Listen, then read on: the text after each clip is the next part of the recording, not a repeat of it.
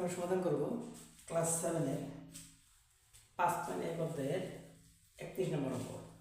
তাহলে আমরা যদি বলি দেওয়া আছে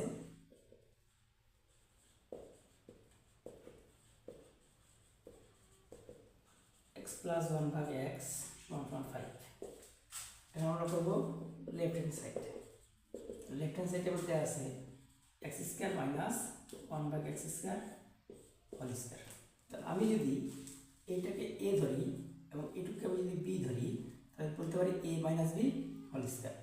তাহলে a - b হোল স্কয়ার অনুসিদ্ধান্ত অনুসারে আমি লিখতে পারি যে a + b whole square minus 4ab। তাহলে সেই ক্ষেত্রে এটা কেটে যায়। তাহলে আবার এটুকুকে যদি আমি সূত্র করি যে এটুকুকে আমি যদি ধরি a, এটুকুকে আমি যদি ধরি b, তাহলে এ পরিষ্কার। তাই বলতে পারি এটা a² + b²। তা আমার যেহেতু কি a² + b² দুটো সূত্র আছে, সেক্ষেত্রে আমার যেহেতু মানটা দেওয়া আছে প্লাসের, আমি কার সূত্র করবো? প্লাসের সূত্র। সেই ক্ষেত্রে আমি লিখতে পারি a + b² মাইনাস 2ab। এই যে স্কয়ার আছে এই স্কয়ারটা করবো আমি সেকেন্ড বন্ধনীতে রেখে দেবো, বিয়োগ কত 4।